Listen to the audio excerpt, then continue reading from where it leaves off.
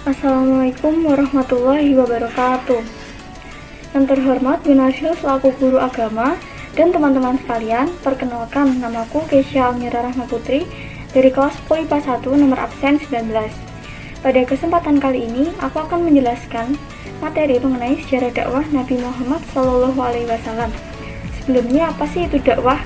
Dakwah adalah suatu proses penyampaian ajakan dan seruan kepada orang lain untuk mengamalkan ajaran agama secara sadar. Adapun dakwah Nabi Muhammad dibagi menjadi dua periode, yaitu periode Mekah dan periode Madinah. Langsung aja sejarah dakwah Nabi di Mekah.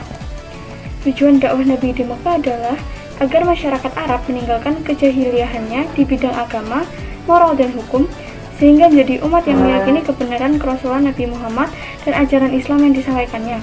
Kemudian, ajaran tersebut diamalkan dalam kehidupan sehari-hari. A. Substansi dakwah Nabi. Terdapat beberapa komponen yang menjadi dasar dakwah Nabi di Mekah. 1. Kerasulan Nabi Muhammad dan wahyu pertamanya. Ketika Nabi berumur 40 tahun, beliau berada di Gua Hira sepanjang bulan Ramadan, merenung untuk mendapatkan petunjuk tentang umatnya yang saat itu menyembah berhala. Selanjutnya pada tanggal 17 Ramadan, Nabi Muhammad melihat cahaya terang benderang dalam gua. Malaikat Jibril muncul di hadapannya, menyampaikan wahyu yang pertama, yaitu surah Al-Alaq ayat 1-5. Itulah wahyu yang diterimanya sebagai awal diangkatnya menjadi Rasul. Kemudian, Nabi Muhammad menerima ayat Al-Quran berangsur selama 22 tahun, 2 bulan, dan 22 hari. Nah, ayat-ayat tersebut turun dikumpulkan menjadi satu mushaf yang dinamakan Al-Quran.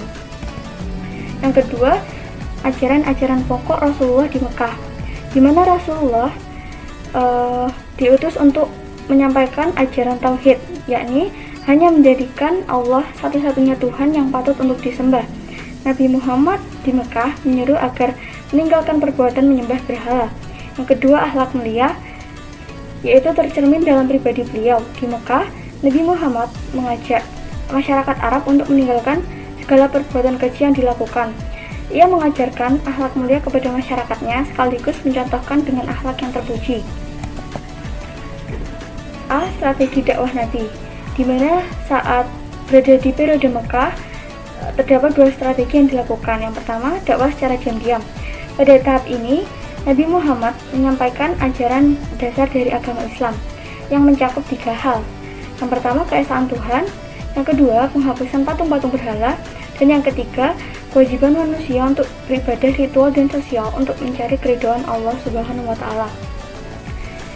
Saat dakwah secara diam-diam ini, Rasulullah hanya mendekatkan diri kepada orang-orang lingkup kecil seperti istrinya, sahabat-sahabatnya, sehingga dakwah ini dilakukan secara tertutup. Dakwah secara diam-diam ini dilaksanakan kurang lebih 3 tahun. Selanjutnya, Rasulullah mengatur strategi agar ajaran Islam dapat disebarluaskan secara terbuka. Yang kedua, dakwah secara terang-terangan. Rasulullah berdiri di atas sebuah bukit dan menyeru kepada kaum Quraisy yang dilantunkan dalam surat Al-Hijr ayat 94. Nah, melalui ayat di atas, Rasulullah menyebarluaskan ajaran Islam secara terbuka dan terang-terangan. Beliau mendatangi kabilah-kabilah, tempat-tempat berkumpul dan pertemuan kaum musyrikin. Dakwah beliau disambut dengan baik, namun masih banyak juga mereka yang belum menerima ajakannya. Namun, dengan semangat kerasulannya, pengikutnya semakin bertambah, seiring dengan muaknya orang Arab dengan praktik jahiliyah oleh kaum Quraisy. Nah, saat Rasulullah menyampaikan dakwah, adapun tantangan yang didapat dari Rasulullah. Salah satunya penentangan kaum Quraisy terhadap dakwah Nabi.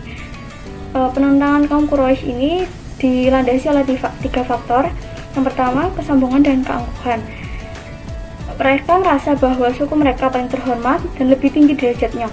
Oleh karena itu, dengan menerima dakwah sama seperti menjatuhkan harga diri mereka. Yang kedua, fanatisme buta terhadap leluhur.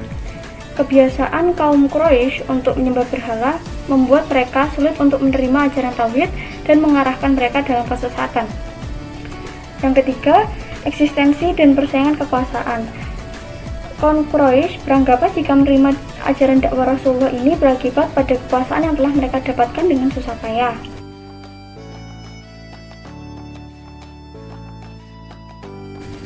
Selanjutnya, analisis substansi dan strategi dakwah Nabi.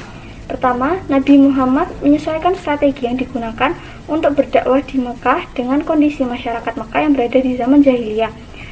Nabi Muhammad dengan kondisi masyarakat Mekah yang banyak menentang menolak ajaran beliau karena mengajarkan kebenaran yang bertentangan dengan keyakinan masyarakat Mekah. Nabi Muhammad menggunakan pendekatan baik dan damai dengan jalan dakwah melalui pendekatan orang sekitar seperti saudara, sahabat, istri, pemimpin, dan lain-lain. Nabi Muhammad menggunakan jalan damai dalam berdakwah untuk menunjukkan kebaikan ajaran Islam dan mengurangi penolakan, pertentangan, dan permusuhan. Selanjutnya, sejarah dakwah Nabi di Madinah. Berikut adalah substansi dan strategi dakwah Nabi di Madinah. Yang A, substansi dakwah Nabi di Madinah ada 3, yaitu membantu persaudaraan antara kaum Ashar dan kaum Muhajirin. Yang kedua, membentuk masyarakat yang kehidupannya dilandasi oleh ajaran-ajaran Islam seperti akidah dan akhlak yang seperti sudah saya sebutkan tadi. Yang ketiga, mengajarkan serta memajukan kehidupan pendidikan, sosial, politik di Madinah. Selanjutnya, strategi dakwah Nabi di Madinah, yaitu ada 3 juga. Yang pertama, mendirikan masjid di Madinah yang dikenal dengan Masjid Nabawi. Yang kedua, membuat ikatan persaudaraan antara kaum Islam, yaitu kaum Ashar dan kaum Muhajirin. Yang ketiga, membuat perjanjian dengan penduduk Madinah yang dikenal dengan Piagam Madinah. Nah, sekian presentasi yang bisa aku jelasin, kurang lebihnya mohon maaf. Wassalamualaikum warahmatullahi wabarakatuh.